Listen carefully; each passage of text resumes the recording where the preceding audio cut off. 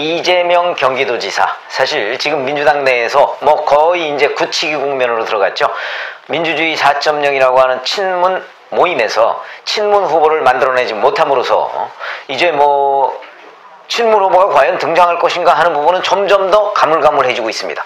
등장할 수 없을 것이다 하는 얘기가 더 지금 많이 나오고 있고, 그러는 사이에 이재명 지사가 민주당 내에 지금 다른 후보들을 압도적으로 제압하는 독주 현상이 1월부터 이제 오늘 6월 1일이니까 5월 말까지 만 5개월간 계속됐고요. 이제 6월 한 20일 정도부터는 민주당 대선 후보 경선 스타트합니다.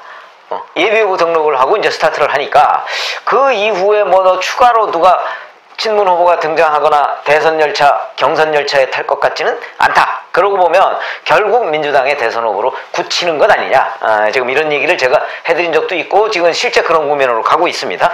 그래서 이제 원내 조직이라고 하죠. 성장과 공정을 위한 포럼 뭐 이런 것도 만들고 6월 15일 민주평화 포럼 서울 지부 뭐 이런 거 출범식, 이러면 이제 민주평화 포럼은 전국적으로 생기는 이재명 지사의 외곽 지원 조직입니다.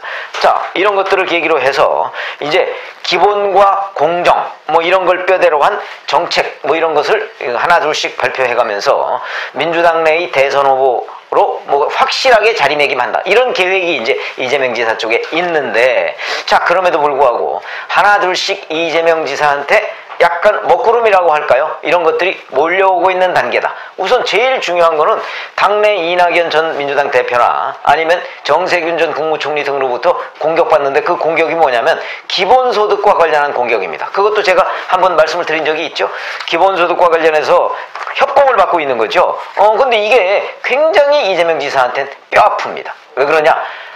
당내 사람이기 때문에. 그러니까 이게 마치 2007년에 이명박 후보와 박근혜 후보가 당내에서 치열하게 경선 경쟁을 했었죠. 이거와 유사하게 여하튼 지금은 당내에서 기본소득 문제는 자기 브랜드라고 생각을 했는데, 그런데 정세균 전 국무총리, 이낙연 전 대표로부터 공격을 받으니까 뼈 아프다. 근데 이것도 뼈 아픈데 또 나머지의 여러 가지 이재명 지사의 주변 환경 이런 것들이 좋아지는 국면보다는 좋지 않아지는 국면으로 간다. 그거는 이재명 지사가 어찌하기 굉장히 어려운 그런 변수들이다. 그래서 오늘은 그걸 말씀을 드리려고 합니다. 자, 첫 번째, 오늘부터 이제 각 서점에 조국의 시간이라는 조국 전 법무부 장관의 회고록 그런 것들이 이제 일종의 뭐 메모장이죠. 메모장 비슷한 게 이제 쫙 깔렸습니다. 물론 그래가지고 지금 뭐 조국의 시간은 지금 살려고 해야 살 수가 없을 정도로 미리 예약대기 상태입니다. 그게 아마 서초동에서 조국 시위가 열리기 시작한 게 2019년 10월 뭐 이때쯤인데, 그때 뭐 통칭 100만, 그러니까 아마 이게 적어도 몇십만 부 정도는 팔리지 않을까 뭐 이런 생각이 듭니다. 그래서 이제 책을 구하기 어려운 사태가 될 텐데, 이것이 이재명 경기도지사한테는 또 하나의 뼈아픈 장면이 될 것이다. 왜 그러냐? 아니 2019년에 이미 끝나가 버린 그 조국 사태를 지금 다시 정치판에 불러왔습니다. 근데 이 조국 사태는 조국의 시간에서 조국 전 법무부 장관은 윤석열 전 검찰총장에 대한 집중 공격을 늘어놓고요. 거기에 나오는 게 윤석열 전 검찰총장이 조국 패밀리를 수사한 것은 사냥이다, 이런 표현이 있습니다. 사냥. 자, 그러면 우리가 조국 패밀리를 윤석열 전 총장이 수사했을 때 이때 하고 이명박 박근혜 정부 사람들을 수사했을 때 하고 어떤 게 더 인권 존중의 인권 친화적인 수사였습니까? 조국 패밀리 수사할 때는요, 제대로 포토라인에 세우지도 못했습니다. 그렇죠? 그런데 이걸 사냥이라고 한다면 똑같은 수사를 벌인 윤석열 전 검찰총장, 이명박 정부와 박근혜 정부를 수사했을 때는 중앙지검장이었죠. 이 중앙지검장이 이명박 정부와 박근혜 정부를 수사한 거는 그러면 사냥 곱하기 2 정도가 되는 겁니다. 그렇죠? 자, 이것을 우리 국민들이 과연 어떻게 평가할까요? 그럼 조국 패밀리 수사는 사냥이고, 그게 이제 조국식의 그 프레임 설정 아닙니까? 그러면 이명박 정부와 박근혜 정부 수사는 뭐냐? 그거보다 훨씬 더 자기네들 표현으로 따지면 샅샅이 뒤졌는데, 먼지떨이 수사, 뭐 별건 수사, 별별건 수사, 이런 얘기까지 조국 전 법무부 장관이 했더군요. 자, 그러면 자기 수사가 사냥이면 이거는 뭐냐 그러면? 이제 이런 비판들이 수면 위로 떠오르면 이재명 경기도지사는 결코 자기한테 도움이 되는 것이 아니다. 조국의 재등장은 도움이 되지 않는다. 추미애의 재등장도 마찬가지다. 이게 전부 윤석열과 연관된 일이다. 이거 아니겠습니까?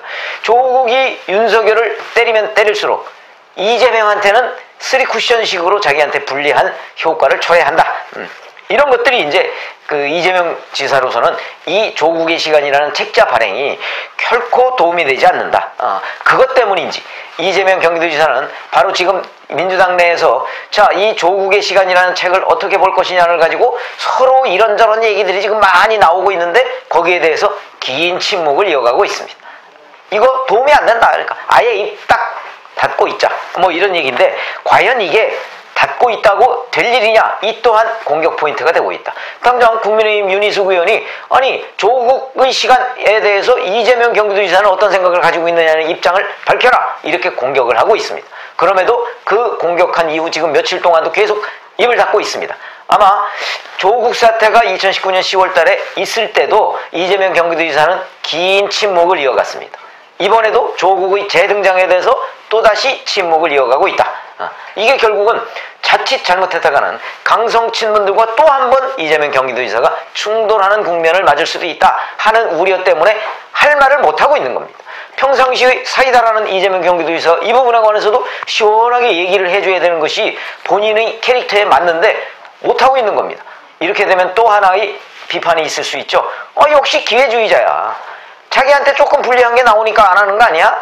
이런 식의 지적을 받을 가능성 저는 며칠 안 남았다고 봅니다. 며칠 뒤에는 반드시 그런 지적이 나오게 돼 있다 하는 거 굉장히 이재명 지사한테는 아픈 국면이죠. 또 하나는 국민의힘 이준석 돌풍입니다. 이준석 돌풍에 대해서 입장을 내놨더군요. 오늘 이준석 후보가 선전했으면 좋겠다. 탄핵 세력으로 버림받았던 보수 야당에 대해 국민들이 기대를 접었다가 커다란 변화를 목격하면서 희망을 갖게 된 것 같다. 이런 식으로 그야말로 원론적인 이런 논평을 했습니다. 이거는 뭐 본인의 진심은 아니겠죠. 뭐 이준석 돌풍이 이준석 후보가 선전하면요. 선전한다는 거는 결국 뭐 거의 대표 직전까지 지금 가 있으니까 대표가 된다 이런 얘기인데 이 이준석 후보가 국민의힘 대표가 되는 것은 이재명 경기도지사한테는 매우 아픈 부분이 될 것이다. 왜냐하면 이 또한 영선 아닙니까? 영선에다가 신인입니다. 근데 이 뭐 꼰대다 뭐 이런 공격을 해야 됐던 국민의힘이 신인의 돌풍으로 신인이 대표가 되는 사태가 벌어진다? 그러면 역시 본인의 가장 큰 경쟁 상대인 윤석열 전 검찰총장이라고 하는 사람도 신인입니다. 지금 국민의힘으로의 입당 가능성이 매우 높아졌는데 자, 그 정당에 아주 에너지가 넘치는 청년이 대표가 됐다. 이런 것들이 이재명 지사한테는 결코 바람직한 일이 아니다. 이런 일이 왜 경쟁 상대인 국민의힘에서 벌어지는가 하는 것들이 매우 당혹스러울 것이다. 그래서 원조 친노라고 하는 유인태 전 청와대 정무수석 비서관, 전 국회 사무총장 이런 얘기를 했죠. 민주당 내부에서는 이렇게 되면 내년 대선 끝난 것 아니야? 하는 위기감이 감돌고 있다. 이거 정직한 표현입니다. 민주당 내에서 자, 이준석이라는 36살 청년이 국민의힘의 새 대표가 되면 이제 민주당과 국민의힘은 오히려 민주당이 꼰대 정당이 됨으로써 내년 대선에서 이 후폭풍이 감당할 수 있을 정도가 못 될 것 같다. 도저히 감당이 안 될 것 같다. 지금 이런 불안감들이 민주당을 휩싸이고 그 당의 후보가 될 가능성이 높은 사람이 이재명 경기도지사 아닙니까? 이건 역시 윤석열 전 검찰총장과 연관이 있는 이재명 지사 앞에 놓인 난관이다. 이렇게 얘기를 할 수가 있고요. 신인 돌풍이라는 측면에서 그렇습니다. 또 하나 보다 결정적인 것은 바로 윤석열 전 검찰총장의 등판이 임박했다는 부분이죠. 임박했다는 거는 잘 아시지만 지금 지난주에 뭐 권성동, 정진석 의원, 윤희숙 의원, 이 국민의힘 소속 의원 세 사람을 연달아 만남으로써 결국은 국민의힘 입당이 지금 초읽기에 들어간 것 아니냐 이제 이런 얘기가 나오고 그럼 제3지대는 포기한 것으로 보인다 이런 대목이고요. 조금 전에 동아일보 인터넷판을 보니까 6월 중순에 대선 도전 선언한다 뭐 이런 얘기까지 나오고 있더군요. 저는 뭐 6월 하순 뭐 이 정도를 되게 점치고 있었는데 이런 얘기까지 나오는 걸 보면 윤석열 전 총장 측에서 그 대선 도전과 정치권 진입 이 부분이 지금 임박했다는 것인데, 물론 윤석열 전 총장이라는 아주 강력한 이재명 경기도지사의 경쟁 상대가 나타난 것은 이재명 지사한테 결코 불리한 일이 아닙니다. 그런데 그렇게 나타나서 그 사람의 지지율이 유지되는 거와 그 다음에 실제 등판을 하는 거는 조금 관점이 다르죠. 실제 등판을 하면 그때부터는 현실적인 위험이 됩니다. 등판을 하더라도 이재명 경기도지사로서는 아마 그 민주당의 대선 경선 열차가 출발하고 난 후에 등판을 하는 것이 본인한테는 보다 유리했을 것이다. 그런데 지금 등판 시기가 조금 앞당겨지는 기류가 생기니까 지금부터는 이재명보다는 윤석열 쪽의 국민들의 시선이 지금 집중이 된다. 이것도 또 하나 사면윤가, 사면초가가 아니로 사면윤가 중에 하나가 될 것이다. 이런 생각이 들고요. 왜냐하면 윤석열 전 총장에 대해서 물론 윤석열 파일 뭐 이런 얘기도 많이 합니다만은 공격 포인트가 마땅하지가 않습니다. 이재명 경기도지사가 공격하는 것이 기본적으로는 이명박 전 대통령과 박근혜 전 대통령을 구속시키는데 그 주도적인 역할을 한 사람 아닙니까? 그렇기 때문에 각을 세우는 것이 쉽지가 않다. 윤석열이라는 사람과 그 적폐 뭐 이렇게 얘기를 해야 될 텐데, 아니 적폐라고 이렇게 이름 붙인 이런 사람들을 전부 다 샅샅이 뒤져가지고 구속시킨 사람 아닙니까? 그러니까 그렇게 몰기도 어렵고, 전 정권 사람이라고 하기에는 현 정부가 문재인 대통령이 임명해서 검찰총장으로 만들어 놓은 사람이고 현 정권의 탄압을 받은 사람이고, 그러니까 이재명 경기도지사와 일정 부분 좀 겹친다 하는 부분이 있고요. 그 다음에 정치 이력을 보면 윤석열 전 검찰총장은 완전한 신인입니다. 그러니까 아마 신인 프리미엄을 누릴 가능성이 굉장히 많습니다.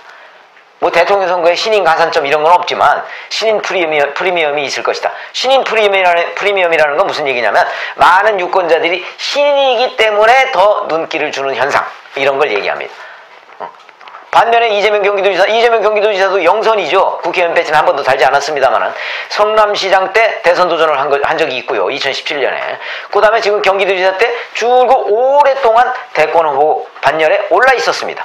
이에 따른 피로감도 틀림없이 있을 것이다. 윤석열과 비교했을 때는 상대적으로 정치 이력이 오래되기 때문에 그거에 대한 피로감 있을 것이다 하는 것이고, 이것도 사면윤가 중에 하나일 것이고, 또 하나는 이재명 경기도지사가 지금 하고 있는 성공포럼, 성장과 공정이죠. 그 다음에 민주평화포럼, 여기는 기본과 공정, 어느 쪽이든 다 공정의 얘기가 들어갑니다. 그런데 잘 아시지만 3월 4일 날 윤석열 전 검찰총장이 검찰총장직을 던지면서 우리 사회에 공정과 상식, 정의가 무너지는 것을 더 이상 지켜보고만 있을 수는 없다. 이런 식으로 해서 정의 공정 브랜드를 자기 가치로 이렇게 흡수를 해버렸습니다. 그래서 지금 정의 공정을 얘기하면 이재명이 아니고 사람들은 윤석열을 떠올립니다. 그러니까 이미 정의 공정의 가치를 윤석열 전 검찰총장한테 일정 부분 빼앗긴 측면이 있다. 그런데 지금 자기도 계속해서 공정을 얘기하고 있는데 그 브랜드는 이미 윤석열이 선점을 했다는 것이죠. 이 점도 이재명 경기도지사로서는 굉장히 뼈아픈 대목이다. 그래서 오늘 이재명 경기도지사 측의 관계자 이런 코멘트로 이런 얘기가 나왔더군요. 이런 사면윤가 현상에 대해서 그냥 우리는 우리 얘기를 가겠다. 뭐 이게 사실 할 말 없을 때 하는 얘기죠. 그 다음에 지나가는 바람이려니 생각하고 우리의 그 어떤 길을 정확히 설계하겠다. 뭐 이렇게 얘기를 하고 있는데, 이런 얘기밖에 할 수 없는 입장이라는 점에서 본다면 아마 이재명 경기도지사 캠프가 상당히 당황하고 있는 것 아니냐.